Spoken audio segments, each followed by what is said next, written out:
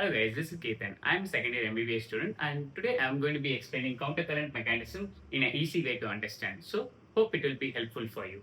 So first we see the filter station, which is the glomerulus. And in glomerulus we all know that ultrafiltration happens in glomerulus. After ultrafiltration, the urinary river is formed. This urinary river flows through the proximal town. The proximal town is actually proximal convoluted tubule, and you see it's a very selfish town.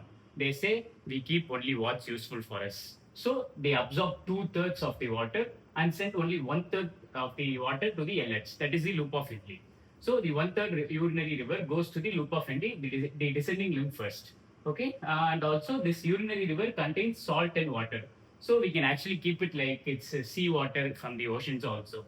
So as 1/3 of the river goes to the LH descending limb, in descending limb they say only water can leave. We don't leave salt out. So this becomes very salty, and this loop of Henle goes and connects with the medulla of kidney, and that's the medulla of kidney is known as the desert in our story. Desert because it's filled with salt. There's very less amount of water. So as only water can leave, the desert becomes very salty. So this is because of the ascending limb. Ascending limb is actually the villain of our story. It makes the desert very salty, and it makes habitants they can't even live in the desert.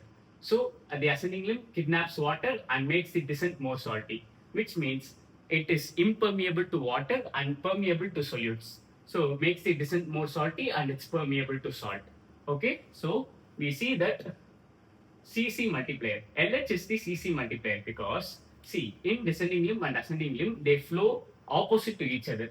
This flow, the salt in ascending limb pulls water from the descending limb because salt attracts water, and then this causes the descending limb to be even more salty, which multiplies the gradient of the concentration.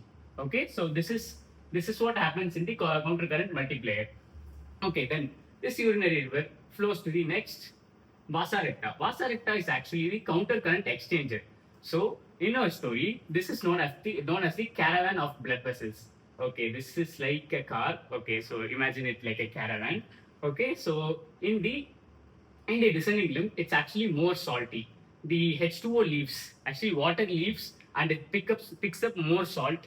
So the descending limb is more salty and less watery. Okay, then we can go to the ascending limb. In ascending limb, there's loss of salt and more amount of water. So this maintains the countercurrent exchanger. So this maintains the countercurrent gradient, and it also reabsorbs the water that is filtered from the loop of Henle. Okay, this is the function of vasa recta. Okay, to brief it out again, vasa recta maintains the concentration gradient and then reabsorbs water. Okay, after this, it goes to the final stage. Should the body need water or not? Does it need it or not?